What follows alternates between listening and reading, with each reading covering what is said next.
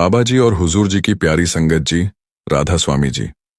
साध संगत जी, इस साखी को सुनकर आपकी जिंदगी पूरी तरह से बदल जाएगी। आपका अपने बाबा जी के प्रति विश्वास पक्का हो जाएगा। गुरु प्यारी साध संगत जी, आज आपसे एक ऐसा वाक्य साझा करने जा रहा हूं जो कि मेरा देखा हुआ है।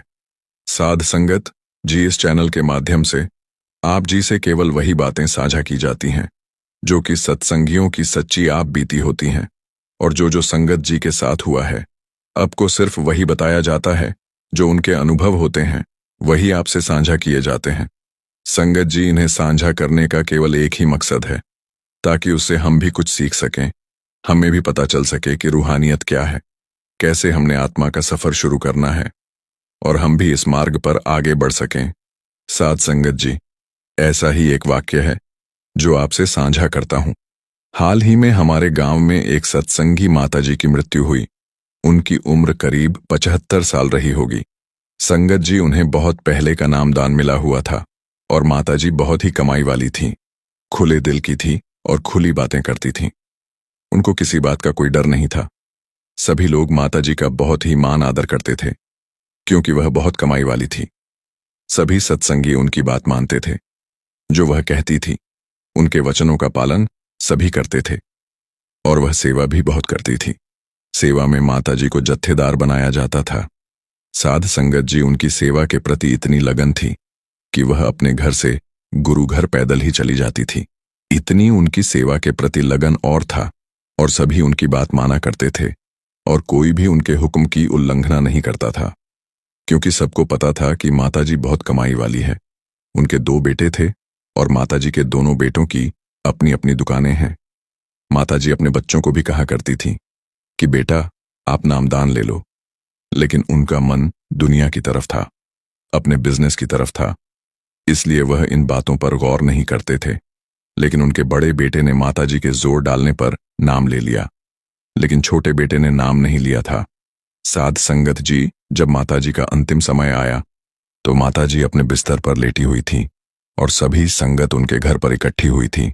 सभी उस समय रो रहे थे क्योंकि सबका माताजी के साथ बहुत प्रेम और प्यार था। सभी माता से बहुत प्यार करते थे। वहां पर कुछ बच्चे भी थे जो माताजी की ऐसी हालत को देखकर रो रहे थे, और कुछ ऐसे सत्संगी थे जो माताजी को देखकर रो रहे थे। माताजी ने उनको इशारा किया कि रोना नहीं है, और माताजी ने अपने दोनों हाथों को ऐसे ऊपर कर कर कहा कि हंसो, रोना नहीं है। और ऐसा माताजी ने 2 बार कहा कि हंसो, मुझे कोई रोता हुआ दिखाई नहीं देना चाहिए। ऐसा उन्होंने इशारों से कहा। साध संगत जी, उनकी मृत्यु से 10-15 मिनट पहले उनकी आवाज चली गई। वह चुप हो गई, और जो भी वह कहती थी इशारों से कह रही थी। इशारों इशारों में सब बता रही थी।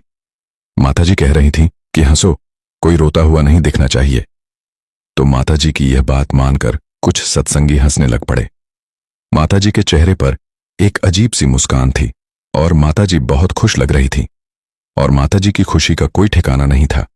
वह बहुत खुश थी और संगत को भी खुश रहने के लिए बोल रही थी, उनको हंसने के लिए कह रही थी, क्योंकि साध संगत जी, ऐसी बात केवल वही कर सकता है जो पहुंचा हुआ हो। नहीं तो आप देख ही सकते हैं कि बिना गुरु के लोगों की कैसे मृत्यु हो जाती है। उन्हें पता ही नहीं चलता कि हम आज सोए हैं, पता नहीं कल उठेंगे भी या नहीं। लेकिन जो सतगुरु के प्यारे हैं, जिन्हें नाम की बख्शीश हुई है, उन्हें पहले ही खबर हो जाती है कि इस समय मुझे जाना है, तो वह पहले ही तैयारी कर लेते हैं। जैसे माताजी को भी पहले ही मालूम पड़ गया था कि सतगुरु इस समय मुझे लेने आने वाले हैं। वह जो 10-15 मिनट थे, उसमें माताजी सबको भजन सिमरन करने के लिए बोल रही थी, और जो रो रहे थे उनको हंसने के लिए कह रही थी।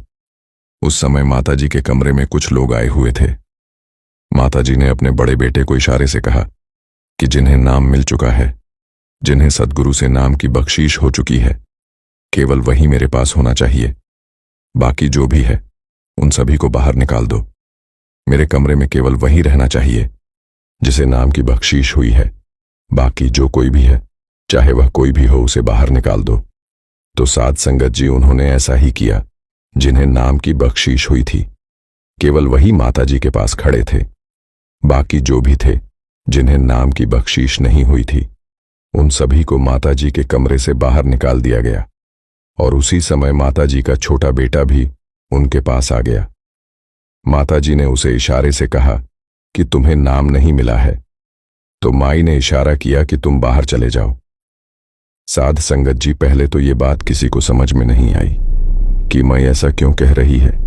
तो कुछ देर बाद कुछ सत्संगी अभ्यासियों से यह मालूम हुआ कि जब किसी सत्संगी की मृत्यु होने वाली होती है तो उसे सतगुरु लेने आते हैं, और जब एक सत्संगी की मृत्यु होती है तब उसे सब दिखाई देने लग जाता है कि किस किस पर गुरु का हाथ है, क्योंकि उस समय माहौल ऐसा होता है, उनके आसपास उन्हें वही अच्छा लगता है जो गुरु से जुड़ा हुआ हो, जो मालिक से जुड़ा हुआ हो, जिसे नाम की बख्शीश हुई हो, उन्हें वही अच्छा लगता है, इसलिए वह ऐसा कहते हैं। तो साध संगत जी, जब सभी को माई के कमरे से बाहर निकाल दिया गया जिन्हें नाम नहीं मिला था, तो अंदर कुछ सत्संगी थे। उस समय माताजी ने अपने दोनों हाथ ऊपर उठाए, क्योंकि उनके जाने का समय हो गया था। अब 2-3 मिनट ही बचे थे। तो माताजी ने दोनों हाथ ऊपर उठाए और दोनों हाथ जोड़कर सभी से विदा ली। माताजी ने अपनी आंखें बंद की और प्यार भरी मुस्कान के साथ आप जी ने अपने प्राण त्याग दिए। साध संगत जी, ऐसी मृत्यु केवल कमाई वाले सत्संगियों की होती है, जिन्होंने कमाई की होती है, जिन्होंने अपने जीवन में मालिक का हुक्म माना होता है, अपने सद्गुरु के हुक्म में रहकर भजन बंदगी की होती है, उनकी मृत्यु ऐसे होती है। तो माताजी की ऐसी मृत्यु देखकर सभी हैरान थे, क्योंकि ऐसा दृश्य उन्होंने पहले कभी नहीं देखा था, और इससे सारी संगत को बहुत कुछ सीखने को मिला। सारी संगत को यह एहसास हुआ कि आखिर भजन बंदगी क्यों जरूरी है। आखिर सतगुरु किस लिए कहते हैं कि भजन बंदगी करो, क्योंकि अंतिम समय केवल भजन बंदगी ही है जो हमारे साथ जाएगी, कोई भी चीज हमारे साथ नहीं जाएगी, और अंतिम समय केवल हमारी भजन बंदगी ही देखी जाएगी। इसलिए सतगुरु भजन बंदगी पर इतना जोर देते हैं कि भाई, जितना समय हो सके भजन बंदगी पर लगाओ। साध संगत जी, माताजी से संबंधित एक वाक्य और भी है। संगत बताती है कि वह जो माताजी थीं, वह एक दिन संगत के साथ सेवा कर रही थीं। उनकी सेवा घास खोदने की लगी हुई थी, तो सभी संगत सेवा कर रही थी, और साध संगत जी, उस समय वहां पर किसी को सांप दिखाई दिया। सभी ने उसको देखा, क्योंकि वहां पर बहुत शोर मच गया था कि वहां पर सांप है। वहां पर खड़ी सारी संगत डर गई थी। सभी संगत के हाथ में दांतियां थीं। संगत वह छोड़कर भाग गई, क्योंकि सभी को अपनी अपनी जान प्यारी होती है। लेकिन साध संगत जी, वह माताजी अपनी सेवा में लगी रहीं। उन्हें किसी बात का कोई डर नहीं लगा। संगत कहती है कि ऐसे लग रहा था जैसे माताजी को कोई फर्क ही नहीं पड़ा हो कि उनके पास सांप है। वह अपनी सेवा में मग्न थीं और सेवा करती रहीं। उन्हें कोई फर्क नहीं पड़ रहा था। साध संगत जी, कुछ देर बाद सभी वापस अपनी जगह पर आए और अपना अपना काम करने लग गए। इस वाक्य से माताजी से हमें यह सीखने को मिला कि अगर हम मालिक से जुड़ गए हैं, अगर हम भजन बंदगी करते हैं और पूरा समय देते हैं, तो किस बात की चिंता करनी, क्योंकि हमारी रक्षा वो मालिक कर रहा है। तो हमें किस बात का डर है। हमें ऐसी छोटी छोटी चीजों से डरना नहीं चाहिए। साध संगत जी, जो ऐसे अभ्यासी और कमाई वाले हैं, वह किसी बात से डरते नहीं हैं, क्योंकि उन्हें पता है कि उनकी संभाल मालिक खुद कर रहा है। तो वह निडर होते हैं और मालिक के बहाने में रहते हैं। उनका ऐसा विश्वास देखकर हमें भी यही प्रेरणा लेनी है कि हमें भी उनके जैसा बनना है। हमें भी भजन बंदगी करनी है, नाम की कमाई करनी है, ताकि हमारे अंदर भी वह विश्वास आ सके जो उनके अंदर है। साध संगत जी, सभी को माताजी से बहुत कुछ सीखने को मिला है, और इसलिए सभी संगत उनसे बहुत प्यार करती थी। आज भी कुछ संगत उनको याद कर करके रोने लगती है। साध संगत जी, ऐसे कमाई वाले जीवों का इस संसार पर नाम अमर हो जाता है, जो मालिक के साथ जुड़े होते हैं, जो उसकी भजन बंदगी करते हैं और उसके बहाने में रहते हैं। फिर लोग उन्हें याद करते हैं, क्योंकि ऐसे जीव बार बार नहीं आते। साध संगत जी, अब दूसरी साखी को भी अंत तक सुने जी। गुरु प्यारी साध संगत जी, ये साखी एक शराबी की है। एक शराबी था जिसने एक पूर्ण संत महात्मा से नाम लिया हुआ था। उसे रोजाना शराब पीने की आदत थी। वह बहुत कोशिश करता था कि उसकी शराब छूट जाए, उसकी यह बुरी आदत छूट जाए, लेकिन ऐसा नहीं हो पाता था। इसी बात को लेकर उसे अपने आप पर घृणा भी आती थी कि मेरे से शराब क्यों नहीं छूट रही है, जबकि मुझे नाम मिला हुआ है। मैंने हर एक प्रयास कर कर देख लिया है, लेकिन मेरी यह बुरी आदत नहीं छूट रही, और वह अपनी इस बुरी आदत से बहुत परेशान हो गया था। तो उसने एक दिन तय किया कि वह अपने सतगुरु के पास जाएगा और उनके सामने अपनी यह समस्या रखेगा। अब केवल सतगुरु ही उसकी इस समस्या का हल निकाल सकते हैं। तो वह अपने सतगुरु के पास गया। साध संगत जी, आप तो जानते ही हैं कि जो पूर्ण संत महात्मा होता है वह चाहे तो एक चुटकी में सब कुछ ठीक कर सकता है, लेकिन वह ऐसा करते नहीं हैं। नहीं तो उनके पास लोगों की लाइनें लगी ही रहेंगी। इसलिए वह हमें खुद सुधार करने के लिए बोलते हैं। तो जब वह अपने गुरुजी के पास गया और वहां जाकर उसने सद्गुरु से कहा, हे महाराज, मेरी शराब पीने की आदत नहीं जाती, मेरी शराब छूटती ही नहीं। ये बात उनको भी पता थी। पहले तो वह थोड़ा सा मुस्कुराए और फिर उन्होंने कहा, तू इसकी फिक्र ही छोड़ दे, छोड़ना भी क्या है, शराब ही पीता है, किसी का खून तो नहीं पी रहा। वह थोड़ा चौंका। उसने कहा, लेकिन शराब बड़ी बुरी चीज है। उन्होंने कहा, मालूम है बुरी है, बुरी है, पर ज्यादा ध्यान मत दे, क्योंकि जीवन के बड़े जटिल नियम हैं। अगर तुम बुरे को छोड़ने पर ज्यादा ध्यान दोगे तो तुम बुरे से ही आविष्ट होते जाओगे।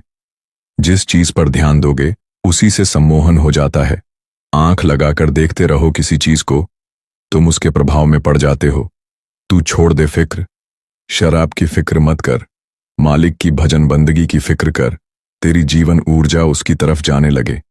किसी दिन अपने आप तू पाएगा शराब गई, पता भी नहीं चलेगा कैसे छूटी। पता चले तो मजा ही नहीं रहा, छोड़ना पड़े तो बात ही क्या हुई। छोड़ छोड़ कर छोड़ी तो क्या खाक छोड़ी, छोड़ी ही नहीं। छोड़ छोड़ कर छोड़ी तो रेखा छूट जाएगी, घाव बन जाएगा। घाव बन जाए सदा के लिए, वह उचित नहीं है। फिर कभी गिरने का डर रहेगा। छूटनी चाहिए, छोड़नी नहीं चाहिए। कुछ विराट मिले, कुछ बड़ा मिले तो छूट जाए, अपने आप छूट जाती है। इस संसार में कुछ भी नहीं है जो तुम्हें परमात्मा के पास जाने से रोक सके। हाँ, तुम ही रुकना चाहो तो बात अलग, लेकिन जब तुम मेरे पास आए हो तो उसका अर्थ है कि तुम जाना चाहते हो। बात पूरी हो गई। तुम तामसी हो कि राजसी कि सात्विक, कुछ अंतर नहीं पड़ता। तुम जहां हो मैं वहीं से काम शुरू करता हूं। मेरे द्वार सबके लिए खुले हैं। साध संगत जी, अपने सतगुरु के इस प्रवचन को सुनने के बाद उसने मालिक की भजन बंदगी की तरफ ध्यान देना शुरू कर दिया। वह रोजाना भजन बंदगी पर बैठने लगा। यह बुरी आदत एक ही दिन में तो खत्म नहीं हुई, कुछ समय जरूर लगा, लेकिन उसने अपने गुरु का हुक्म मानकर मालिक की भजन बंदगी की तरफ ध्यान दिया। रोजाना मालिक को समय देना शुरू किया और धीरे धीरे वह समय बढ़ाता गया और उसे रस आना शुरू हो गया। वह रोजाना भजन सिमरन पर बैठता, क्योंकि अब उसे रस आना शुरू हो गया था। और जब किसी अभ्यासी को अंदर रस आना शुरू हो जाए तो फिर वह पीछे मुड़कर नहीं देखता, वह आगे ही आगे बढ़ता है। पीछे देखने का कोई सवाल भी नहीं रहता, उसे आनंद आने लगता है, वह आगे बढ़ता चले जाता है। तो ऐसे ही उसे भी जब अंदर से आनंद आना शुरू हो गया, वह आगे बढ़ता गया और धीरे धीरे करके उसकी शराब पीने की आदत छूट गई, क्योंकि अब उसे कुछ बड़ा मिल चुका था। अब उसे कुछ विराट मिल गया था, जिसकी वजह से उसकी ये बुरी आदत छूट गई।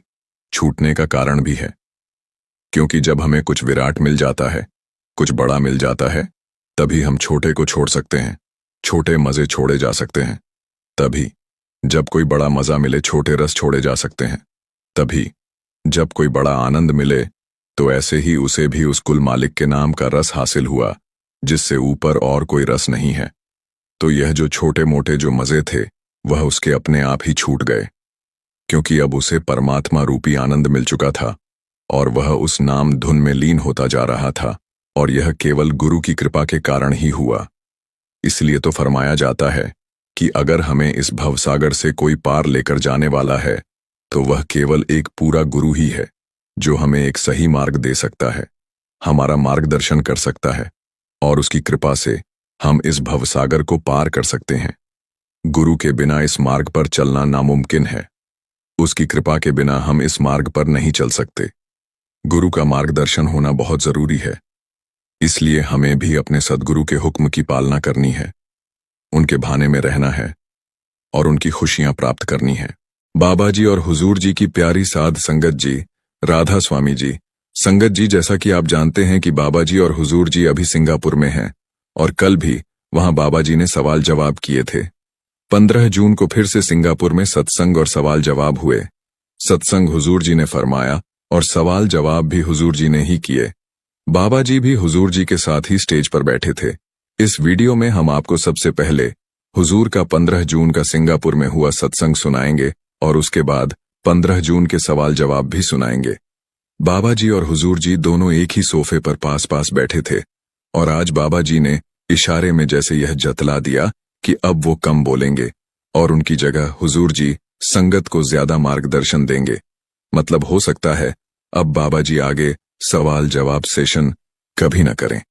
दोनों सद्गुरुओं की उपस्थिति और नजारा ऐसा था जैसे दो रोशन दिए एक साथ संगत के बीच रोशनी बिखेर रहे हों। करीब 2 घंटे तक ये पूरा कार्यक्रम चला। इसमें सवाल जवाब भी हुए और हुजूर जी ने लगभग 20 मिनट का सत्संग भी फरमाया। संगत जी, आप सबसे मेरी यही विनती है कि इस वीडियो को एक बार जरूर लाइक करें और राधा स्वामी जी लिखकर अपनी हाजिरी लगवाएं। साथ ही यह भी गुजारिश है कि कृपया सब्सक्राइब कर लें। आइए सबसे पहले सुनते हैं कि आज हुजूर जी ने सत्संग में क्या फरमाया। आज सत्संग की शुरुआत में हुजूर जी ने सबसे पहले कल हुए सवाल जवाब का जिक्र किया और कहा कि हमें सोचना चाहिए कि कल की चर्चा से हमने क्या सीखा।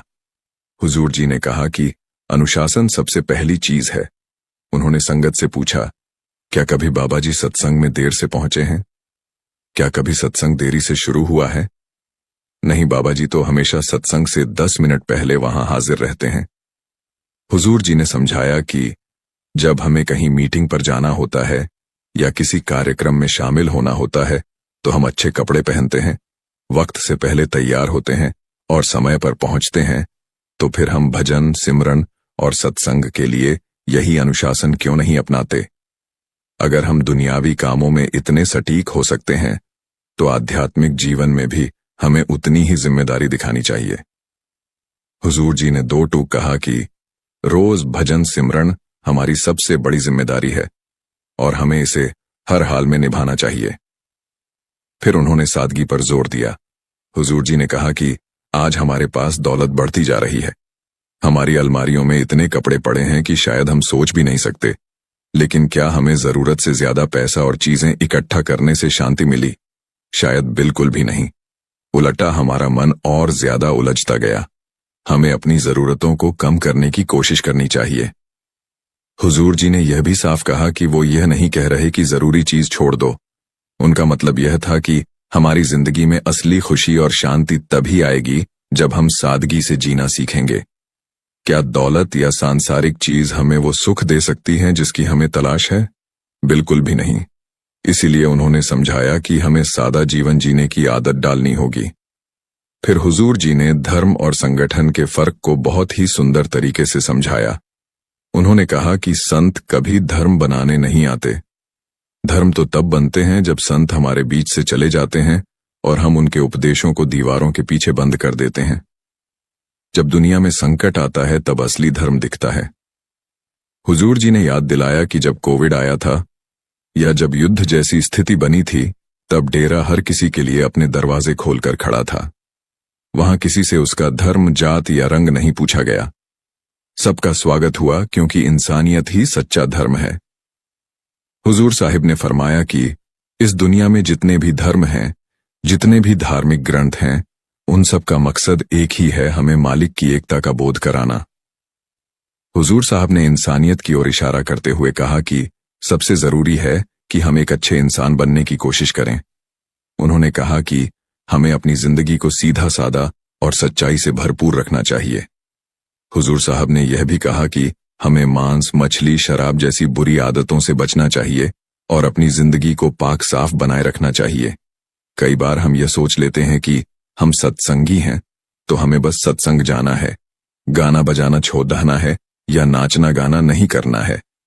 लेकिन हुजूर कहते हैं कि बात इतनी सीधी नहीं है। असल में तो हमें अपनी जिंदगी सादगी में जीनी है और उसी में सच्चा आनंद खोजना है। उन्होंने कहा कि हमें अपनी सोच हमेशा सकारात्मक रखनी है।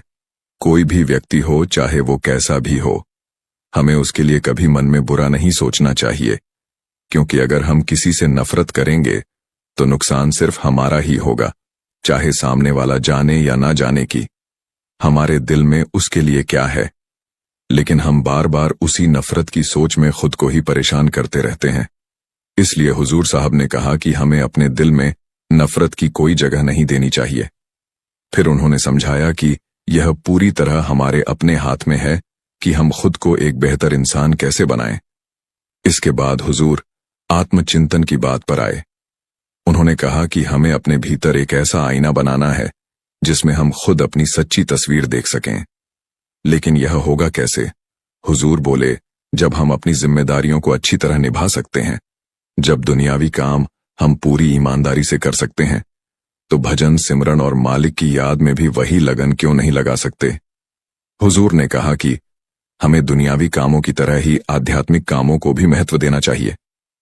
जब हम मालिक की याद में समय देंगे, अपने अंदर झांकेंगे, तभी वो आईना बनेगा जिसमें हम अपनी रूह को पहचान पाएंगे। संगत जी, करीब 20 मिनट तक हुजूर साहब ने अपने सत्संग में यह 5 बातें समझाई। इंसानियत, आत्मचिंतन, धर्म की सच्ची समझ, सादा जीवन और अनुशासन। फिर सत्संग के बाद सवाल जवाब का दौर शुरू हुआ। पूरे कार्यक्रम के दौरान बाबा जी भी वहीं मौजूद थे, लेकिन आज बाबा जी ने किसी से कोई बात नहीं की। बाबा जी की खामोशी से लग रहा था कि जैसे अब बाबा जी कम ही बोला करेंगे और हुजूर की संगत को समझाया करेंगे। आज हुए सवाल जवाबों में सबसे पहले एक युवक खड़ा हुआ और बोला, बाबा जी, आज आप बहुत ही सुंदर लग रहे हैं। उसने हुजूर साहब को भी बाबा जी कहकर संबोधित किया और कहा, हुजूर जी, आप वाकई बहुत अच्छे लग रहे हैं। हुजूर साहब हल्की मुस्कान के साथ बोले, बेटा, ऐसा कुछ नहीं है। असल में देखने का नजरिया हमारी अपनी आंखों का होता है। फिर उस युवक ने अगला सवाल पूछा, जब आपको बताया गया कि आपका नाम गुरु गद्दी के लिए तय किया गया है, तो उस पल आपको कैसा महसूस हुआ? क्या आपको डर लगा था? हुजूर साहब बड़े शांत भाव से बोले, बेटा, ऐसा कोई डर नहीं लगा। मेरे साथ तो बाबा जी का मार्गदर्शन हमेशा है। हुजूर साहब ने एक बहुत प्यारी मिसाल दी। उन्होंने कहा, जैसे एक छोटा बच्चा मेले में अपने पिता की उंगली पकड़कर चलता है, उसे कोई डर नहीं लगता क्योंकि उसे भरोसा होता है कि उसके पिता उसके साथ हैं। वैसे ही मेरे पिता समाज बाबा जी ने मेरी उंगली थामी हुई है, इसलिए डरने या चिंता करने की कोई वजह ही नहीं। फिर उन्होंने यह भी कहा, जो कुछ भी हो रहा है वो सब बाबा जी की कृपा से हो रहा है। अगर मुझे कुछ हो रहा है तो वो दरअसल वही कर रहे हैं। मैं तो कुछ करने लायक ही नहीं हूं। फिर एक और भाई ने कहा, हुजूर जी, आज आप बहुत तेजस्वी दिख रहे हैं। हुजूर जी मुस्कुराए और बोले, बेटा, यह तो आपकी नजर का असर है। दरअसल यह पीढ़ी ही इतनी सुंदर और सकारात्मक है कि मुझे भी सब सुंदर ही नजर आ रहे हैं। हुजूर जी की यह बात सुनकर वहां बैठे सभी लोग हंस पड़े और माहौल में खुशी की लहर दौड़ गई। फिर एक बहन बड़े ही आदर भाव से बोली, हुजूर जी, आपने मुझे सवाल पूछने का अवसर दिया, इसके लिए मैं दिल से आपका धन्यवाद करती हूं। फिर वो बहन जी कहने लगी, जब बाबा जी थे तो मैं तो पहले अक्सर बाबा जी से अकेले में बातें किया करती थी। वो अपनी बात कह ही रही थी कि हुजूर जी ने मुस्कुराते हुए वहीं उन्हें टोक दिया और बोले, बहन जी, बाबा जी थे नहीं, बाबा जी हैं। हुजूर जी की इस बात पर सारी संगत फिर से हंस पड़ी। इसके बाद बहन बोली, हुजूर जी, लेकिन पहले तो मैं बाबा जी से बातें करती थी, अब मैं किससे बातें करूं? अब तो आपको ही सुनना पड़ेगा हुजूर जी। फिर बड़े ही प्यार से बोले, नहीं बहन जी, आपको हमेशा बाबा जी से ही बातें करनी है। बाबा जी के पास इतनी सामर्थ्य है कि वह सबकी बातें सुन सकते हैं। मेरे पास तो वो शक्ति भी नहीं कि मैं सबकी बातों का जवाब दे सकूं। इतना कहते ही हुजूर जी भी मुस्कुरा पड़े और संगत में फिर से हंसी की लहर दौड़ गई। सिंगापुर का माहौल आज बेहद खुशनुमा और रूहानी हो गया था। फिर उसी बहन ने अगला सवाल किया। बोली, हुजूर जी, मुझे तो सिर्फ बाबा जी से बातें करना अच्छा लगता है, किसी और से बात करने का दिल ही नहीं करता। इस पर हुजूर जी ने हल्की हंसी के साथ पूछा, पति से बात करना पसंद है? बहन जी तुरंत बोली, हाँ जी, उनसे तो बात करना बिल्कुल अच्छा लगता है हुजूर जी। हंसते हुए बोले, अच्छा, फिर तो उन्हें यह पसंद नहीं आएगा कि आप बाबा जी से इतनी बातें करें। बहन जी बोली, नहीं, वो तो बहुत अच्छे हैं, हुजूर जी ने फिर हंसते हुए कहा, अच्छे हैं, वैसे वैसे अच्छे हैं। बहन जी बोली, कल भी मैं उनसे कह रही थी कि बाबा जी की बहुत याद आ रही है, तो वो तो जलन सी महसूस कर रहे थे। यह सुनकर संगत फिर हंस पड़ी और हुजूर जी भी दिल खोलकर हंस पड़े। फिर वही बहन जी बोली, हुजूर जी बाबा जी तो कल से मुझसे कोई बात नहीं कर रहे। हुजूर जी ने मुस्कुराते हुए जवाब दिया, कोई बात नहीं, आप दोनों खुद ही बातें कर लिया करो। अगर बाबा जी ना सुने तो मैं सुन लिया करूंगा, और अगर मैं भी ना सुन पाऊं तो बाबा जी से ही कह देना। फिर एक और बहन जी खड़ी हुई। वो बार बार कभी हुजूर जी कहती, कभी बाबा जी। तो हुजूर जी हंसकर बोले, इतनी प्रैक्टिस करने के बाद भी तुम सही से नहीं बोल पा रही। देखो अभी भी कंफ्यूज हो रही हो, कभी हुजूर जी कह रही हो, कभी बाबा जी। फिर बहन जी बोली, बाबा जी, मैं कल आपसे सवाल करना चाहती थी। सोचा था कि शनिवार को सवाल करूं, लेकिन कल मैं लाइन में खड़ी नहीं हो पाई। पूरी रात इसी सोच में रही कि सवाल करूं या नहीं करूं, और अब मैंने तय कर लिया कि सवाल करूंगी। आपसे बात करने का मौका देने के लिए बहुत बहुत धन्यवाद। फिर वो बोली, मेरे पति ने मुझसे कहा है कि हुजूर से पूछकर आना कि जो कर्म हम करते हैं क्या उनका हिसाब हमें देना पड़ेगा। इस पर हुजूर जी बड़े प्यार से बोले, बिल्कुल बेटा, हर किसी को अपने कर्मों का हिसाब देना ही पड़ता है। कर्मों को भोगने ही संसार में आना पड़ता है। कोई सत्संग घर आता है, कोई किसी तीर्थ स्थान पर जाता है, कोई अमीर होता है, कोई गरीबी में चला जाता है। कई बार बड़े अमीर घराने भी अपनी सारी दौलत गंवा बैठते हैं। इस दुनिया में एक ही नियम चलता है, जैसा करोगे वैसा भरोगे, जैसा बीज बोओगे वैसी ही फसल काटनी पड़ेगी। हुजूर जी फिर मुस्कुराकर बोले, यह बात जाकर अपने पति से कहना। और फिर हुजूर जी ने पूछा, अब समझ में आया? सारी संगत फिर हंसी से खिल उठी। इसके बाद एक लड़की खड़ी हुई और बोली, हुजूर जी राधा स्वामी, मेरा एक सवाल है हुजूर। जी बोले, देखो जो सवाल तुम पूछना चाहती हो वो किसी और ने पहले तो नहीं पूछा ना? लड़की बोली, नहीं हुजूर जी, हुजूर जी। फिर हंसते हुए बोले, अच्छा फिर ठीक है। फिर एक लड़का खड़ा हुआ, वो बोला, हुजूर जी, एक समय ऐसा था जब मुझे भीतर से बाबा जी के दर्शन होते थे। मैं घंटों बैठा रहता था, लेकिन अब चाहे कितनी भी कोशिश करूं, बैठा नहीं जाता और कुछ दिखाई भी नहीं देता। क्या बाबा जी जो देते हैं वो वापस भी ले लेते हैं? क्या मालिक हमें देकर वापस छीन लेता है? इस पर हुजूर जी बड़े ही स्नेह और सरलता से मुस्कुराते हुए बोले, बेटा, मालिक कभी भी कुछ देकर हमसे वापस नहीं लेता। यह तो हमारा अपना मन है जो डगमगा जाता है। हमें बस यही देखना है कि हम अपने प्रयास में कमी ना रखें। जितना हो सके मन को जोड़ने की कोशिश करें। बिना किसी अपेक्षा के भजन सुमिरन में बैठे हुजूर जी ने आगे समझाया, जैसा कि मैंने कल भी कहा था, चाहे हम कितनी ही बार इस संसार में जन्म लेने अपनी ताकत से हम भजन सुमिरन की पूर्ति नहीं कर सकते। वो शक्ति मालिक ही देगा, और जब मालिक चाहेगा तभी मन टिकेगा और तभी भक्ति में प्रगति होगी। इसके बाद एक बहन जी ने भावुक स्वर में कहा, हुजूर जी, मुझे नामदान लिए 5 साल हो गए हैं और इन 5 सालों में मैंने बाबा जी के दर्शन नहीं किए।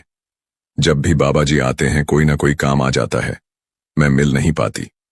हुजूर जी ने उन्हें सांत्वना देते हुए कहा, बेटा, इसमें परेशान होने की कोई जरूरत नहीं है। अपने भजन सुमिरन में लगे रहो, जैसे आपको बताया गया है उसी राह पर चलते रहो। फिर एक और बहन खड़ी हुई और बोली, हुजूर जी, मुझे नामदान लिए 3 साल हो गए हैं, लेकिन आज तक मुझे कुछ सुनाई नहीं देता, न कोई प्रकाश दिखाई देता है। हुजूर जी ने प्रेम से उत्तर दिया, बेटा, भजन सुमिरन में मन से प्रेम होना चाहिए। यह सब परिणाम अपने आप आएंगे। हमें तो बस बिना फल की इच्छा के करते जाना है। बार बार मैंने कहा है कि हम प्रकाश या आवाज के पीछे न भागें। सच्चे मन से सुमिरन करते रहे, बाकी मालिक देख लेगा। फिर वहीं बहन जी बोली, हुजूर जी, जितने भी सवाल मेरे मन में थे वो तो संगत ने पूछ ही लिए हैं। अब मेरे पास कोई सवाल नहीं है। धन्यवाद बाबा जी और हुजूर जी। ये सुनकर हुजूर जी ने प्यारी सी मुस्कान दी। संगत जी, ये सवाल जवाब आज 15 जून को सिंगापुर में हुए। आज बाबा जी ने बिल्कुल भी बात नहीं की, जिस कारण से वहां की संगत बहुत भावुक हो रही थी और कुछ तो रोने भी लगे थे। बाबा जी और हुजूर जी की प्यारी साध संगत राधा स्वामी जी। आज की सुबह डेरा ब्यास में कुछ खास थी।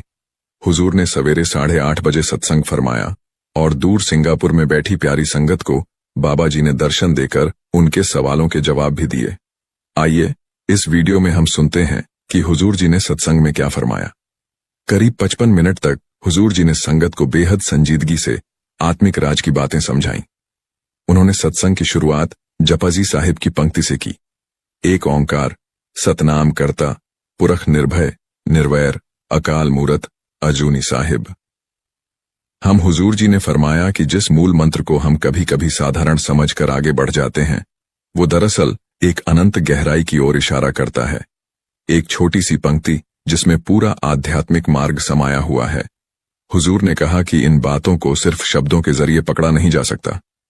यह अनुभव का विषय है, समझ का नहीं। इसी संदर्भ में हुजूर ने बाणी की यह पंक्ति भी सुनाई, जो दी सो तो है नहीं, जो है सो कहा ना जाए। यानी जो सत्य असल में है वो नजर नहीं आता, और जो कुछ दिखाई देता है वह असल नहीं है। इसे शब्दों में बांधना मुमकिन नहीं। हुजूर ने आगे फरमाया कि मूल मंत्र ही तो सब कुछ है, उसी में सारा सार छुपा है। उन्होंने समझाया कि ग्रंथों और पोथियों को बस पढ़ लेने से बात नहीं बनती। जरूरी है कि हम उस पर ठहर कर सोचें, मनन करें। विचार की यही प्रक्रिया हमें उस परम सत्य की ओर खींचती है। और यह विचार शुरू कहां से होता है? एक ओंकार से, यानी यह विश्वास करना कि ईश्वर एक है। हुजूर जी ने इतिहास का जिक्र करते हुए बताया कि करीब 2000 साल पहले बाइबल में भी यही बात कही गई थी। गॉड यानी मालिक एक ही है।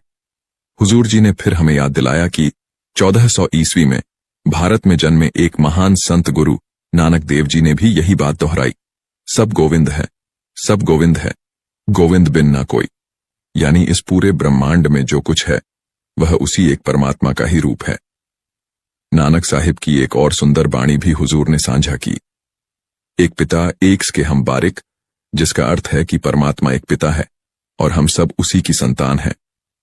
इसके बाद हुजूर ने 18वीं सदी के संत पलट्टू साहिब की वाणी का उल्लेख किया।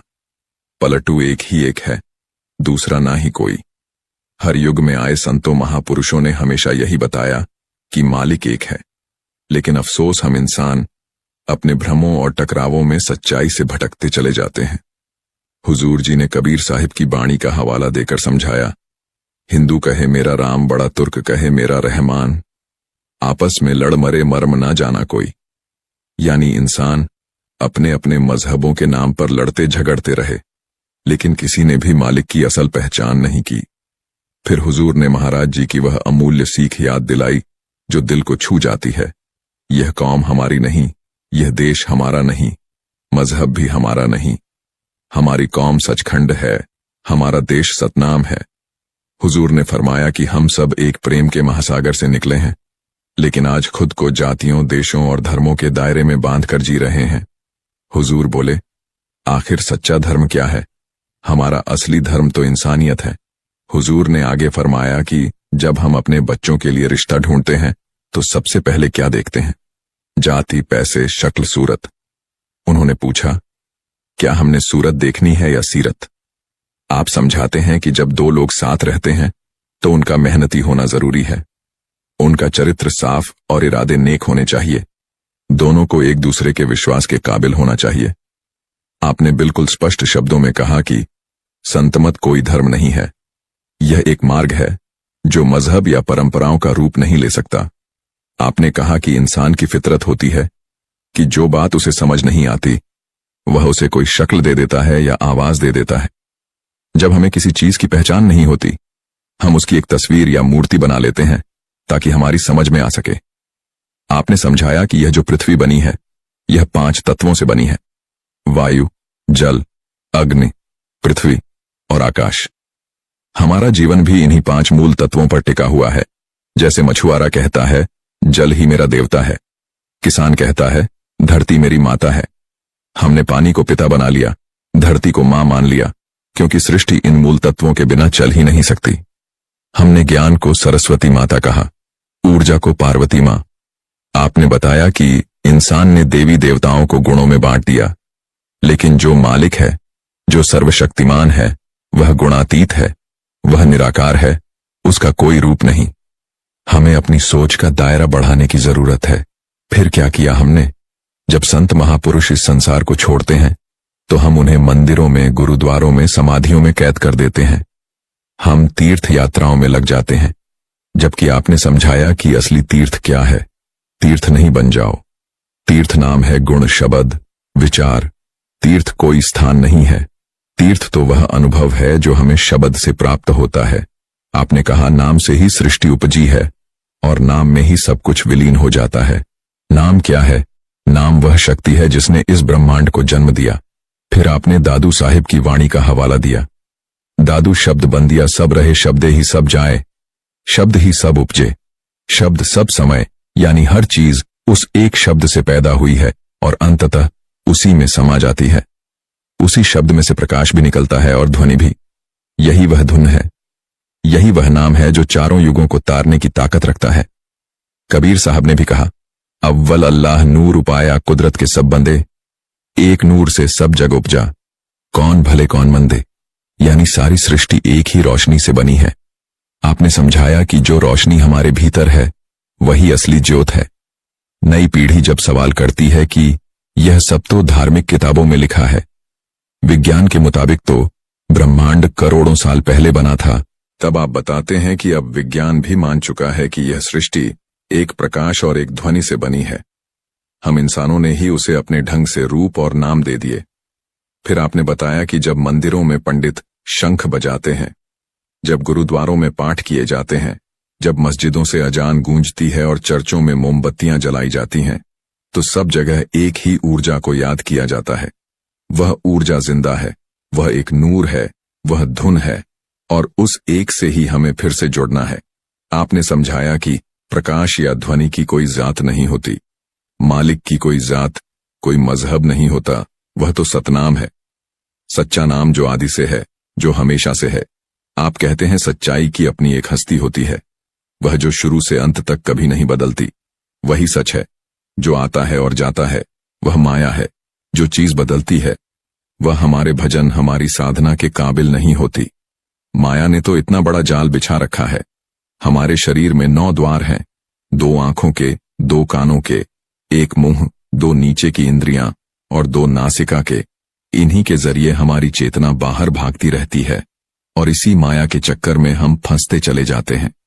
कई बार इंसान खुद ही अपने लिए सबसे बड़ा दुश्मन बन जाता है। डर उसे हर वक्त घेरे रहता है।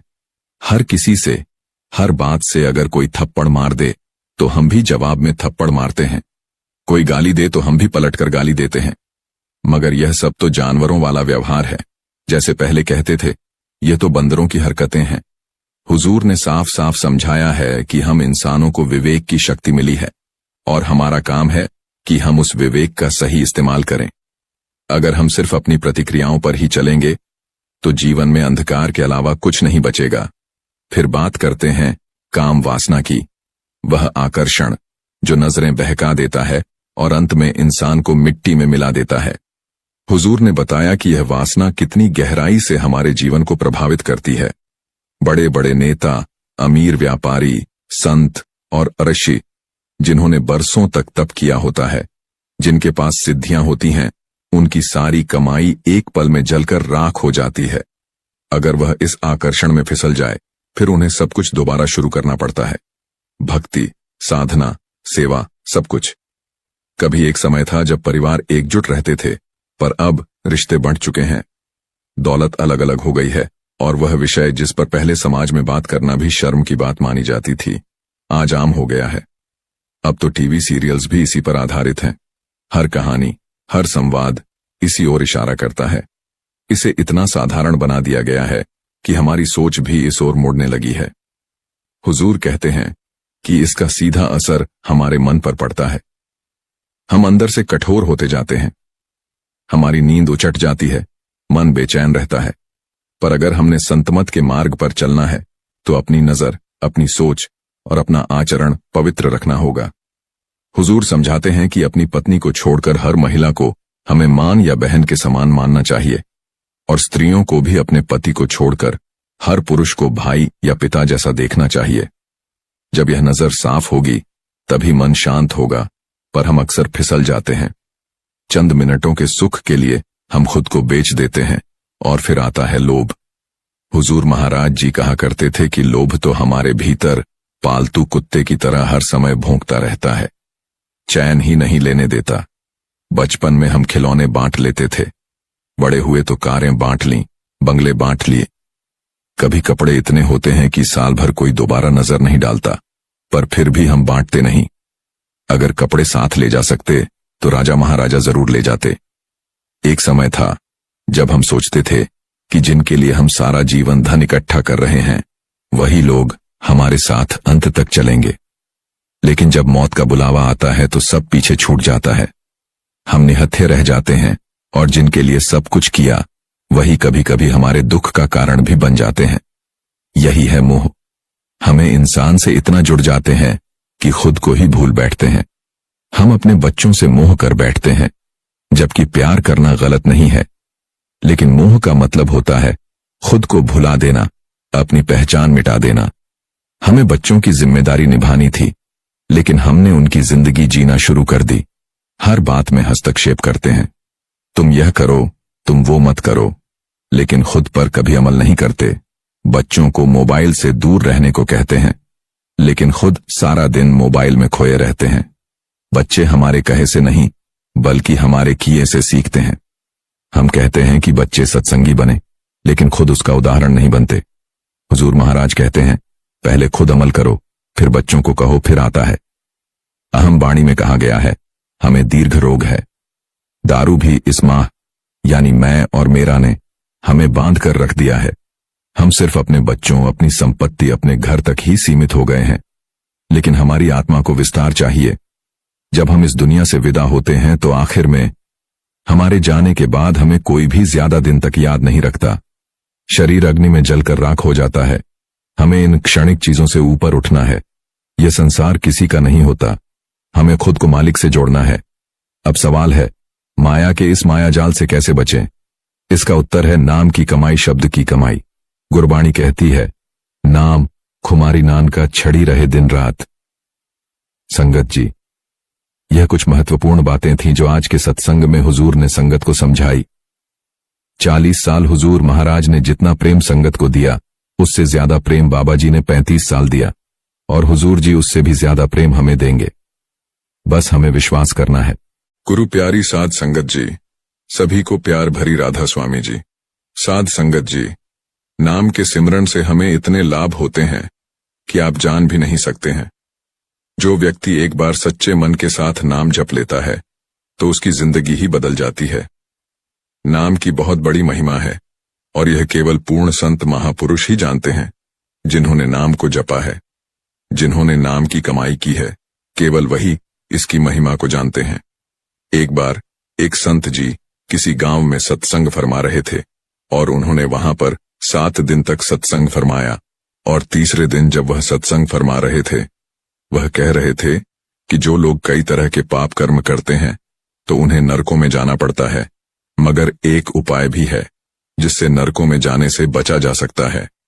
अगर कोई चाहे एक बार ही सच्चे हृदय के साथ, पूरे विश्वास के साथ परमात्मा की भक्ति नाम की कमाई कर ले तो वह नरकों में नहीं जाता है। उसी गांव में एक सेठ जी रहते थे जो कि रोजाना आकर संत जी का सत्संग सुना करते थे, और फिर जब सत्संग समाप्त हुआ तो वह सेठ जी संत जी के पास आए और रोते हुए कहने लगे कि महाराज, आपकी कृपा से मेरे पास सब कुछ है, किसी चीज की कमी नहीं है, मगर मेरे मन में एक चिंता रहती है। फिर संत जी कहने लगे कि आप रोना बंद करें और मुझे बताएं कि क्या चिंता है आपको। फिर सेठ जी बोले कि महाराज, आज आपने सत्संग में नरकों के बारे में वचन किया। आपने बताया कि जीव को अनेक पापों से नरक की प्राप्ति होती है, और आपने यह भी कहा था कि एक उपाय भी है जिसके द्वारा नरकों में जाने से बचा जा सकता है। इसलिए हे महाराज, मैं तो आपकी शरण में हूं और मैं रोजाना सत्संग सुनने भी आता हूं, क्योंकि मेरे को तो यह पक्का विश्वास है कि संतों की कृपा से मेरा उद्धार तो हो ही जाएगा, तो उसका उद्धार कैसे होगा, मुझे उसकी बहुत चिंता सताती है। मैंने उससे बड़ी बार कहा कि इस संसार के काम तो होते रहेंगे, तुम साथ साथ परमात्मा की भक्ति भी किया करो, मगर वह आगे से मुझे कहता है कि ऐसा करने से कुछ नहीं होता है, तुम भी मत किया करो। मैं प्रभु के प्रति जितना आस्तिक हूं तो वह उतना ही कट्टर ईश्वर है। फिर संत जी बोले कि क्यों चिंता करते हो, एक दिन उसका भी उद्धार हो ही जाएगा। फिर सेठ जी रोते हुए कहने लगे कि हे महाराज, उसका उद्धार कब होगा? आप जैसे महापुरुष हमारे गांव में आए हुए हैं, मुझे तो आप पर ही यकीन है, आप ही उसका उद्धार करेंगे, इसलिए आप कृपा करके मेरे घर पर आए। एक बार तो उससे परमात्मा की भजन बंदगी जरूर करवाएं। फिर सेठ जी की विनती सुनकर संत जी कहने लगे कि मैं कल सत्संग की समाप्ति के बाद आपके घर आऊंगा और उसे परमात्मा का सुमिरन अवश्य करवाऊंगा। दूसरा दिन हुआ तो सेठ जी अपने घर गए और संत जी के आने का इंतजार करने लगे। और फिर संत जी अपने वचन के अनुसार सेठ जी के घर पहुंच गए। और संत जी जैसे ही सेठ जी के घर पहुंचे तो सेठ जी ने बड़े ही श्रद्धा भाव के साथ उनका स्वागत किया। सेठ जी ने अपने भाई को बुलाकर कहा कि आज संत जी हमारे घर पधारे हैं, उनका दर्शन कर लो। फिर सेठ का भाई अंदर बैठा बैठा ही कहने लगा, ना ही किसी संत से मिलना है और ना ही भगवान से मिलने की इच्छा है। तुम ही उनकी सेवा करो और तुम ही उनका पेट भरो। और फिर जब ये वचन सुने तो सेठ जी रोते हुए कहने लगे कि महाराज जी, देखा आपने, आपके सामने ही आपका अपमान कर रहा है। फिर संत जी कहने लगे, सेठ जी कोई बात नहीं, सब कुछ अच्छा होगा। और सेठ जी को दिलासा देते हुए संत जी पलंग से उतरे और उसके भाई के कक्ष में आ गए और उसके कंधों पर हाथ रखकर कहने लगे कि बताओ, आज तक कितना कमाया है? वह संत जी को इस प्रकार अपने नजदीक देखकर कहने लगा, अपना हाथ मेरे कंधे से हटा लें। मैं ना तो संतों को मानता हूं, ना ही भगवान को मानता हूं। लोग जितने आस्तिक होते हैं तो मैं उतना ही कट्टर नास्तिक हूं। मैं भगवान को नहीं मानता हूं। आप मेरे नजदीक क्यों आए हैं? फिर संत जी कहने लगे कि मैं तो अपना काम करने आया हूं, क्योंकि संतों का काम होता है लोगों का उद्धार करना, उन्हें सही मार्ग पर लाना। आज तुम्हारे उद्धार का कार्य मिला है और मैं अवश्य करके ही जाऊंगा। मगर सेठ का भाई भी बड़ा कट्टर था, कहने लगा कि आपको जिसका भी उद्धार करना है तो कर लीजिए, मगर आप मेरा उद्धार मत कीजिए, मैं कुछ भी नहीं करने वाला हूं। सेठ के भाई को देखकर संत जी मुस्कुराकर बोले कि एक बार मैं जो तुम्हें काम बताने वाला हूं तो उसका स्मरण करो, उसको बोल दो। फिर सेठ का भाई कहने लगा कि मैं कुछ नहीं बोलूंगा। संत जी ने फिर कहा, एक बार नाम को जप लो। वह कहने लगा, नहीं करूंगा, नहीं जाऊंगा। संत ने फिर कहा, नाम को जपो। वह कहने लगा, मैं नहीं जाऊंगा। जल्दी से सेठ के पास आए और कहने लगे, आपने मेरे ऊपर यह जिम्मा सौंपा है, अब मैं ऐसा करूंगा तो आप बीच में मत आना। आप सभी परिवार वाले बाहर जाकर बैठ जाओ। जब तक मैं आपको नहीं बुलाऊं, एक भी इस कक्ष के अंदर नहीं आएगा। और फिर सेठ जी अपने परिवार सहित बाहर आकर बैठ गए। अब कक्ष में केवल संत जी और सेठ जी का भाई था। संत जी ने फिर कहा कि भाई, एक बार नाम का स्मरण कर लो। पर वह कहने लगा, मैंने आपसे मना किया है, मैं नहीं कहूंगा। मैं ना ही भगवान को मानता हूं और ना ही भगवान की बातों को मानता हूं। संत जी ने प्रेम से हंसते हुए उसे कहा कि जितने तुम कट्टर नास्तिक हो, तुम्हें उतना ही कट्टर आस्तिक हूं। मैंने अगर निश्चय कर लिया, तुम्हारे मुंह से परमात्मा का नाम सुनकर ही जाऊंगा, और याद रखना, तुम्हारे मुख से परमात्मा का नाम निकलेगा ही। वह कहने लगा कि आप चाहे कितना भी प्रयास कर लें, मगर मैं नाम नहीं जपने वाला हूं। वैसे तो संतजन बड़े दयालु होते हैं, पर लीला मात्र उन्होंने क्या किया। सेठ के भाई का हाथ पकड़ा और हाथ पकड़कर जोर से घुमाने लगे और वह सेठ ठहरा। 50 साल का वृद्ध अवस्था थी। संत भी वृद्ध थे, मगर संतों के अंदर भक्ति का तेज होता है। उन्होंने जोर से सेठ के भाई का हाथ घुमाया और मरोड़ दिया, और संत जी कहने लगे, नाम को जपो। वह कहने लगा, नहीं जपूंगा। और फिर संत ने सेठ के भाई का हाथ घुमाकर सेठ के भाई को जमीन पर पटक दिया और खुद उसकी पीठ पर चढ़कर कहने लगे, नाम को जपो। वह कहने लगा, नहीं जपूंगा।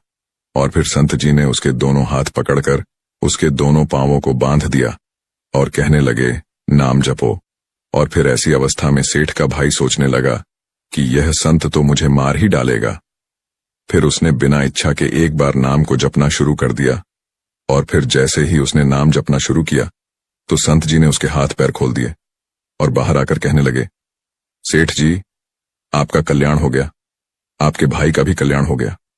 सेठ जी कहने लगे, अंदर से बहुत तेज आवाजें आ रही थीं। फिर संत जी कहने लगे, आपने काम ही ऐसा दिया था। आपने कहा था कि वह नास्तिक है, कभी कुछ बोलता नहीं है, मगर आज आपके भाई ने नाम को जपा है। इसका कल्याण हो गया। अब मैं जा रहा हूं। कल से फिर मेरी कथा है। संत जी तो अपने स्थान पर लौट आए। फिर सेठ का भाई जमीन से उठकर अपने भाई से कहने लगा, ये कैसे संत हैं? मुझसे झगड़ा करने आ गए और मेरे ऊपर चढ़कर बोल रहे थे।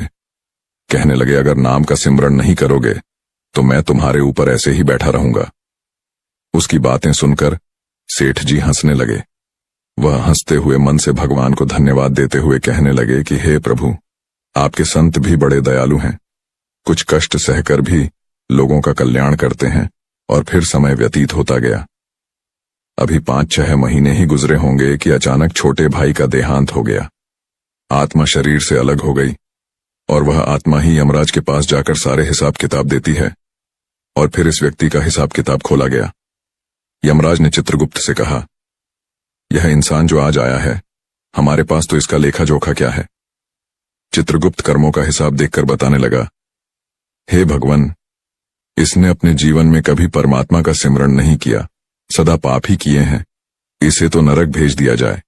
अब यमराज के आदेश के अनुसार जैसे ही उसे नरक भेजा जा रहा था, तब चित्रगुप्त ने कहा, भगवान एक बात और है।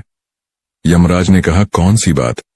चित्रगुप्त ने कहा, भगवान एक बार संतों के कहने पर इसने नाम का सिमरण किया था।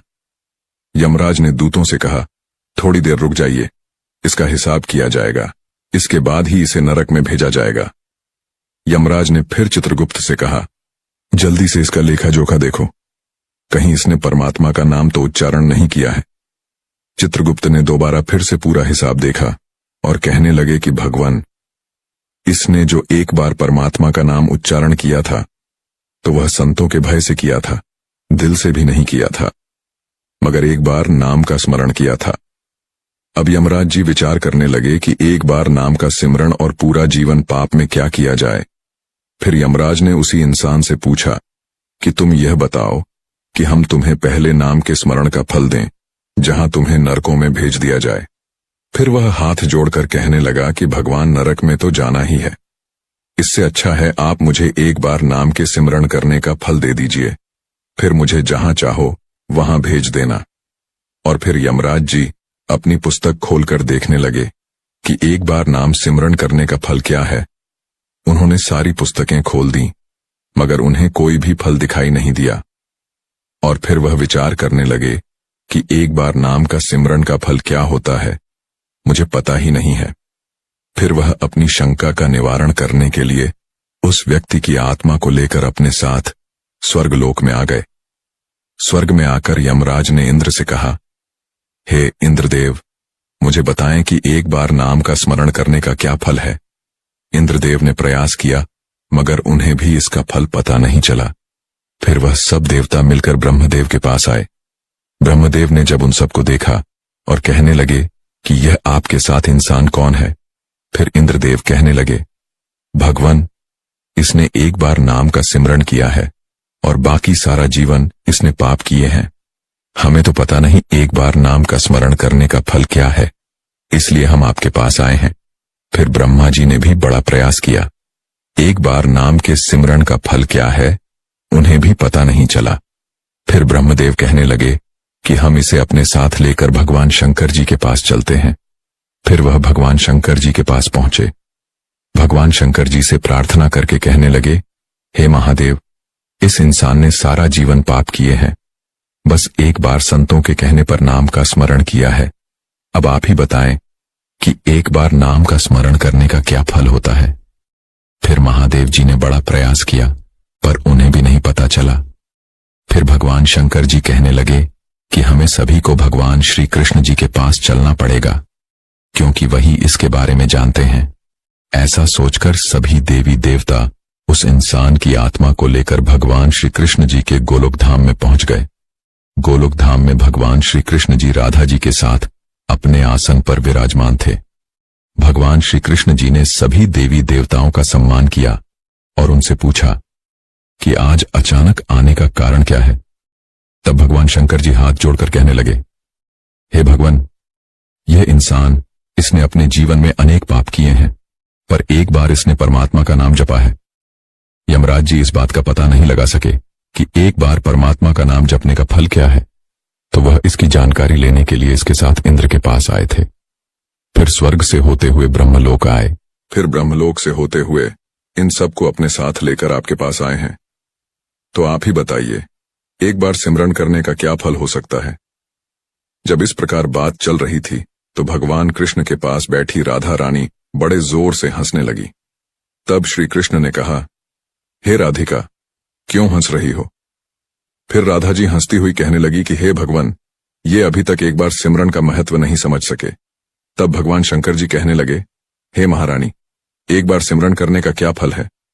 फिर राधा जी कहने लगी, हे महादेव, आप खुद सोचिए कि इस व्यक्ति ने एक बार नाम का स्मरण किया है और एक बार नाम का स्मरण करने से स्वर्ग लोक की सैर करके आ गया, ब्रह्मदेव का ब्रह्मलोक में दर्शन करके आ गया, आपके महादेव लोक में आपके दर्शन इसने किए।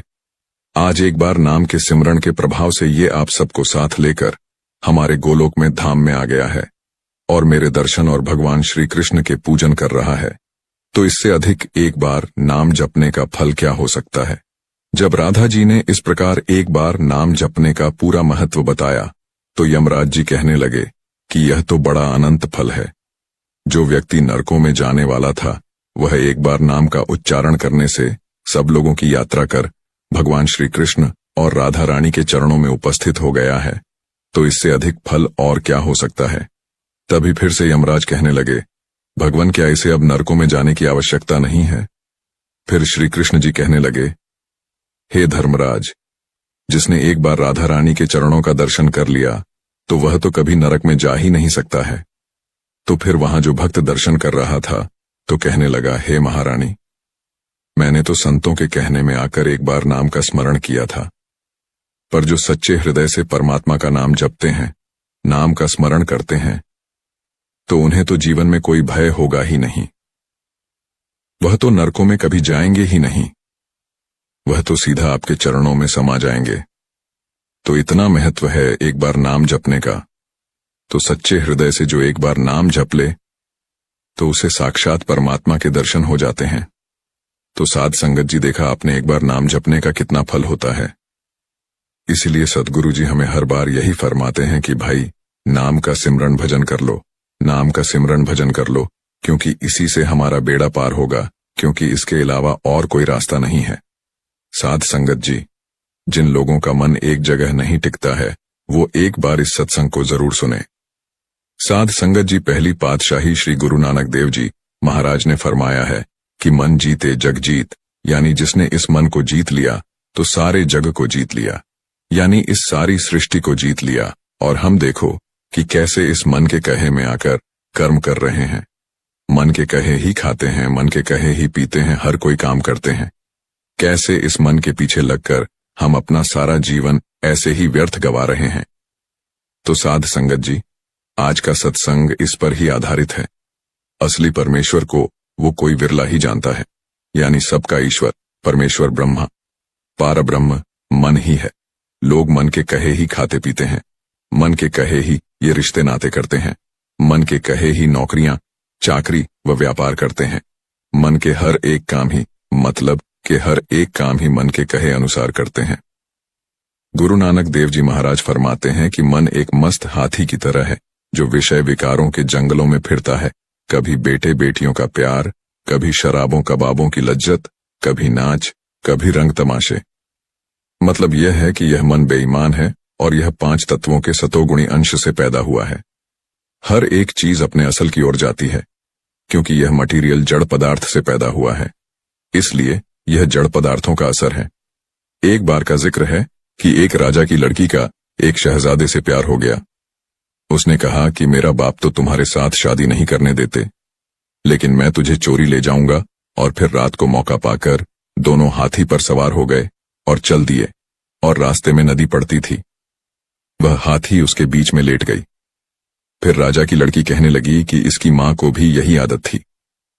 फिर शहजादे ने सोचा कि आज तो यह मेरे साथ निकली है, जब आगे जाकर इसकी लड़की होगी तो क्या वह भी आगे जाकर किसी के साथ नहीं निकलेगी।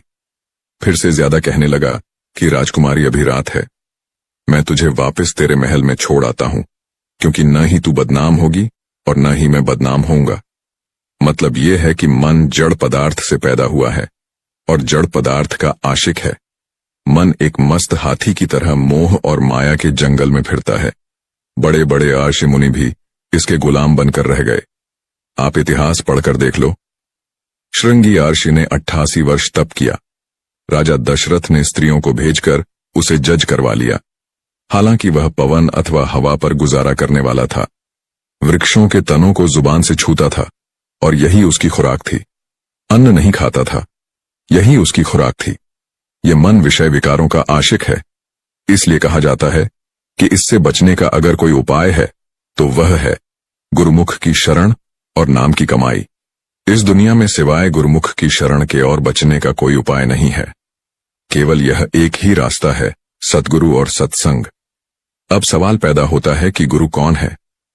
जैसे अनपढ़ को विद्या प्राप्त करने के लिए उस्ताद की जरूरत होती है, उसी तरह अज्ञानी जीव को परमात्मा की सच्ची भक्ति और परमात्मा से मिलाप करने के लिए सतगुरु की जरूरत होती है। 5वीं पातशाही श्री गुरु अर्जन देव जी महाराज फरमाते हैं, भूले को गुर मार्ग पाया और त्याग हर भक्ति लाया। आप जी फरमा रहे हैं कि वह परमात्मा सर्वशक्तिमान सर्वव्यापक है। कोई भी जीव अपनी शक्ति से या अपनी बुद्धि से और चतुराई के द्वारा उस सर्वशक्तिमान सर्वव्यापक परमात्मा तक नहीं पहुंच सकता है। कोई भी जीव प्रभु से खुद नहीं मिल सकता जब तक वह परमात्मा खुद न चाहे।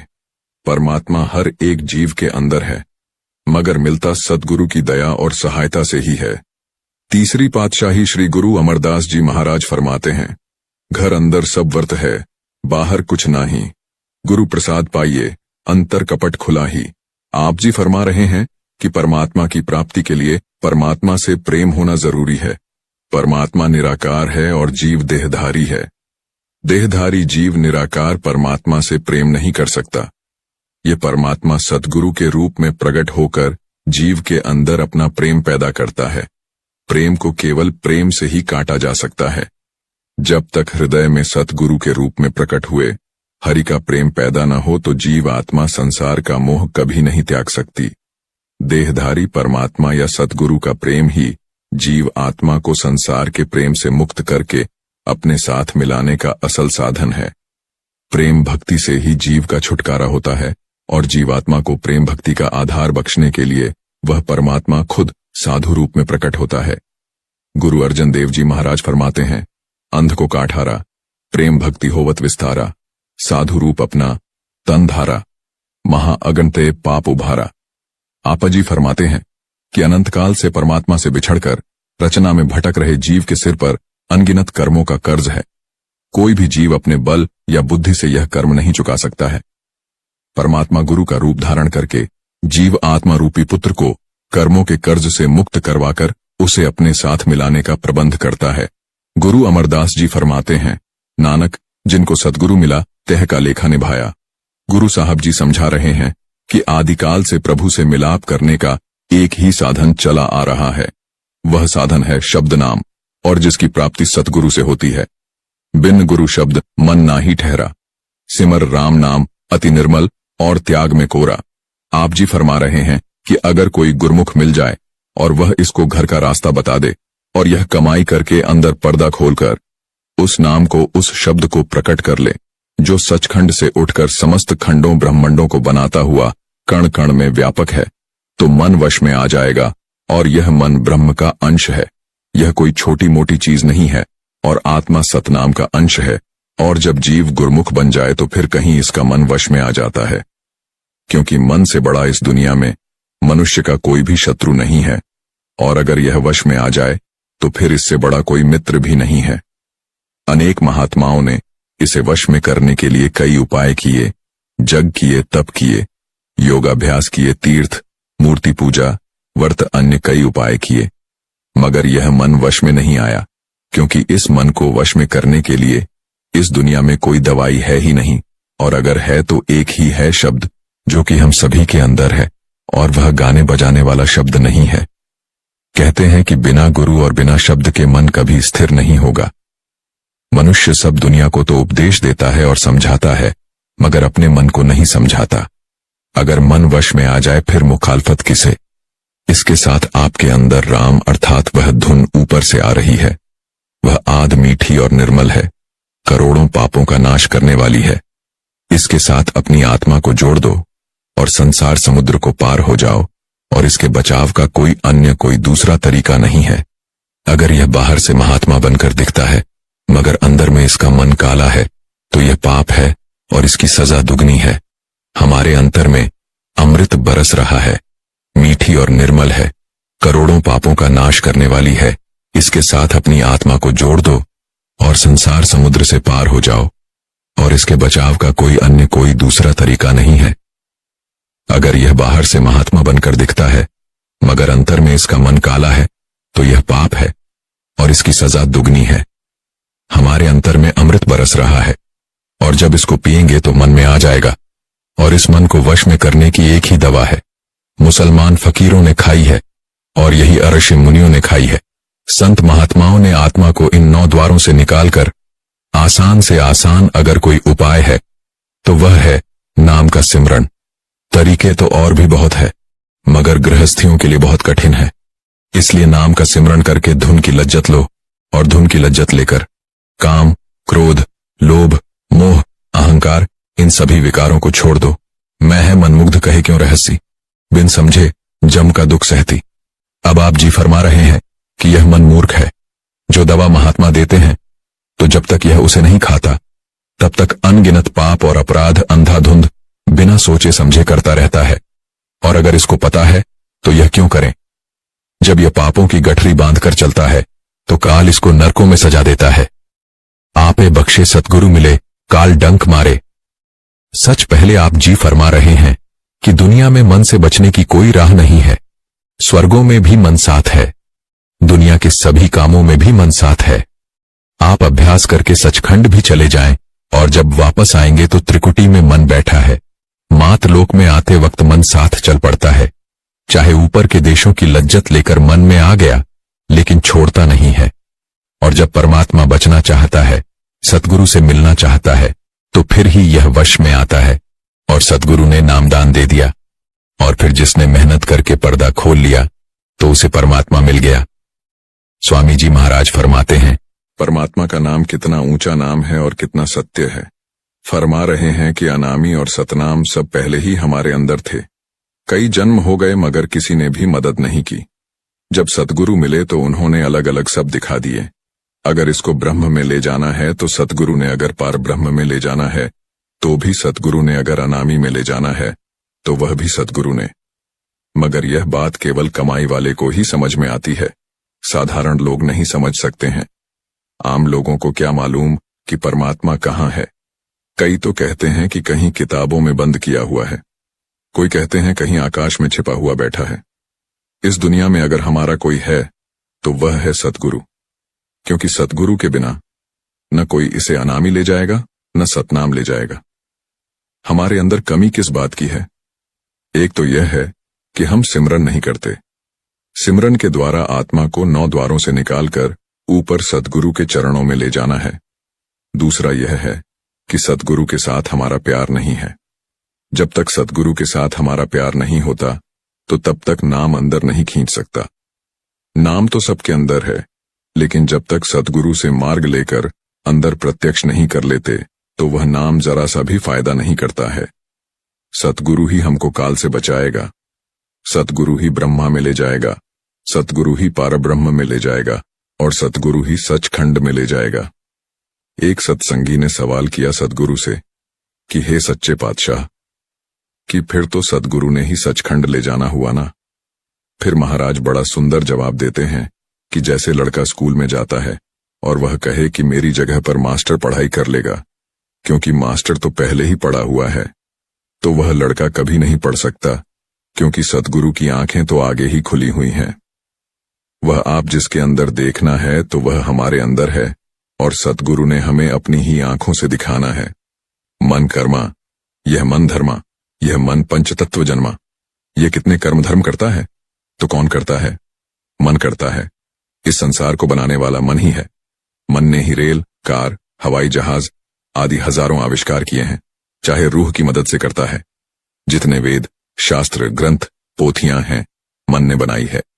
मगर पहली पातशाही जी गुरु नानक साहिब जी कहते हैं कि यह मन खुद 5 तत्वों का बना हुआ है। साकत लोभी मन मोरा, गुरमुख नाम जपे मंसूरा। आप जी फरमा रहे हैं कि मन ही बेईमान है, मन ही बदमाश है, मन ही लोभी है। आत्मा तो शांत नहीं है। यह मन तभी वश में आएगा जब यह नाम की लज्जत लेगा। जैसे किसी के पास कोठियां और रुपए पैसे हों और अगर उसको मोहरें दे दें तो वह कोठियां आदि फेंक देगा। नाम की कमाई करके पर चढ़ाई करें, यही इसका इलाज है और कोई नहीं। गुरमुख मन स्थान, साई गुरमुख पवन सोजी हुई। अब गुरमुख की तरफ आते हैं। गुरमुख मन इंद्रियों के घाट पर नहीं रहते, वे नहीं जागते हैं न ही सोते हैं। गुरमुख का मन ऊंचे स्थान पर रहता है। उन्होंने सिमरन भजन करके मन को तो वश में कर लिया। दुनिया का लोगों का मन चोरियां, ठगी, दुष्कर्म व अन्य विषय विकारों में लगा रहता है, मगर मन को वश में किया है तो केवल गुरमुख ने किया है। और जिन्होंने मन वश में कर लिया अर्थात स्थिर कर लिया तो उनके अंदर का पर्दा खुल गया और वह गुरमुख बन गए। अगर मन शांत हो तो केवल गुरमुख की। गुरमुख अपने मन को शांत कैसे रखते हैं तो आप जी बताते हैं कि सिर्फ सिमरन और भजन और अभ्यास के द्वारा यह मन जोगी भोगी तपता पर गुरमुख चीने हर प्रभात पर भोगी राजा महाराजा ने मन को हजारों विषय विकारों में लगाकर रखा, मगर मन फिर भी तृप्त न हुआ। जोगियों ने योग अभ्यास करके उम्र गुजार दी, मगर मन वश में न हुआ। मन न जोश से वश में आता है न ही भोग से। आर्षि मुनि अनगिनत जहां तप करते रहे मगर मन वश में नहीं आया। गुरुमुख अभ्यास में लगाकर मन को वश में करते हैं, और अगर मन किसी के वश में आया है तो केवल गुरमुख होकर मन बैरागी हो में त्यागी। घट घट मन सा दुविधा लागी। आप जी फरमाते हैं कि यह मन बहरूपियां है, कभी महात्मा बन जाता है, कभी जोगी, कभी भोगी। महात्मा कहते हैं कबहू मन रंग तरंग चढ़े, कबहू मन धावत है, धन को कबहू तेरा संग लुभाता है, कभी घर छोड़ चले को। आप जी फरमा रहे हैं कि इस मन का एक ठिकाना तो है नहीं, बल्कि कभी कभी कहीं कहीं। राम रसायन। गुरमुख के घर महल हर पथ रखे। अब फरमाते हैं कि हर एक अंदर यह मन प्रधान होकर बैठा हुआ है और सारी दुनिया इसके अधीन है, और कोई विरला महात्मा ही है जिसने इस मन को वश में किया है।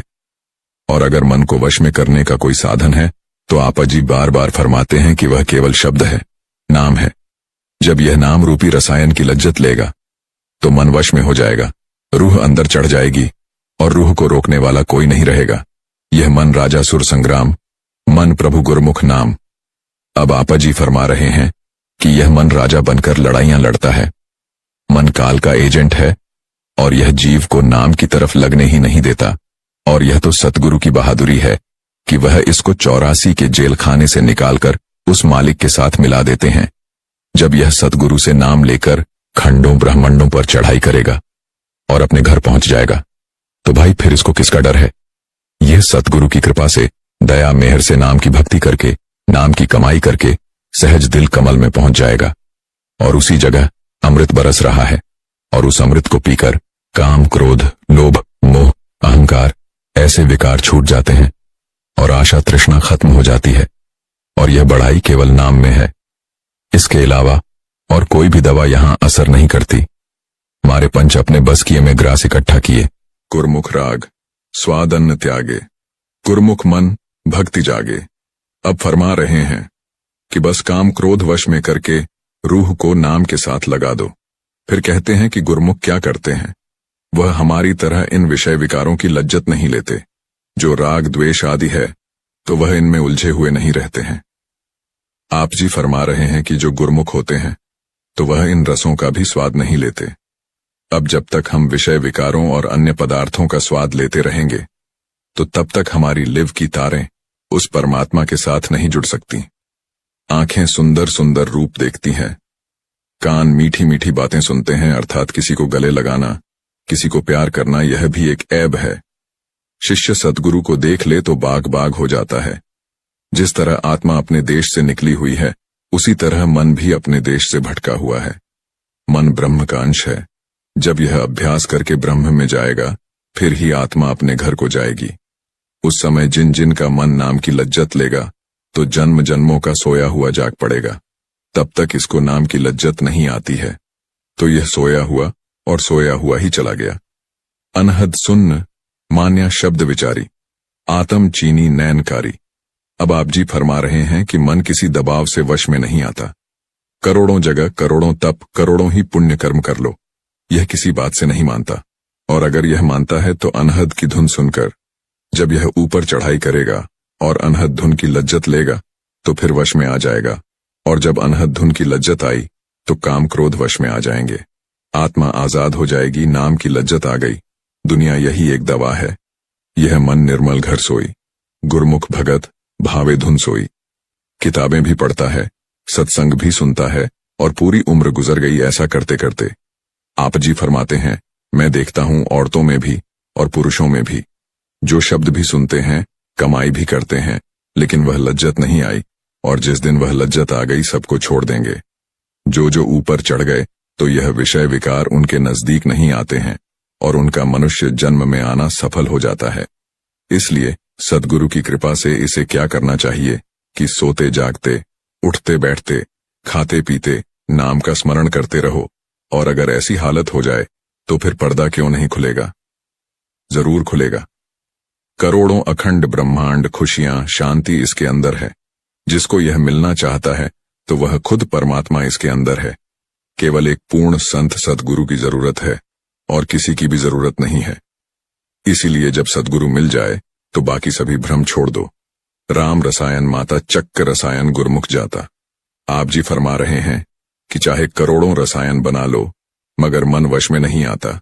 और अगर मन में आता है तो नाम की कमाई से जब नाम के रसायन की कमाई हो गई तो फिर बाकी सभी रसायन आ जाती हैं। विवेक, विराग, खुशियां, शांति अपने आप आ जाती हैं। गुरु नानक साहिब जी आखिर में क्या फरमाते हैं? भगत है गुर चरण निवासा, नानक हर जन के दास दासा। गुरु नानक पाशाह जी अपने आप को दासों का दास बोल रहे हैं। आप जी फरमाते हैं कि भगति का कारण सब सुखों का सामान पैदा करने वाली केवल एक ही चीज है, तो वह क्या है? सद्गुरु के चरण। जब सद्गुरु के चरण आ जाएं तो सब कुछ आ गया। विवेक, वैराग्य, क्षमा, धैर्य और शांति सभी आ गए। आज का यह बड़ा ही महत्वपूर्ण सत्संग जो कि पहली पातशाही श्री गुरु नानक देव जी महाराज ने मन के ऊपर किया है कि कैसे यह मन आया और कहाँ का रहने वाला है और इसको कैसे वश में करना है। क्योंकि जब मन वश में आएगा तभी आत्मा आजाद होगी और फिर ही हम अपने असली घर में पहुंच पाएंगे। और हमारा सभी का एक ही मकसद है, अपने असली घर को जाना। इसीलिए साध संगत जी, हमें दिन रात नाम की भक्ति करनी है और अपने सतगुरु से प्रेम करना है और दिल से प्रेम करना है। क्योंकि सबसे बड़ा जो सौदा है तो वह है दिल का, तो वह दिल का सौदा है। साध संगत जी, ये सत्संग अगर आपको अच्छा लगा हो तो चैनल को सब्सक्राइब जरूर करें और कमेंट में राधा स्वामी जरूर लिखें जी। राधा स्वामी जी।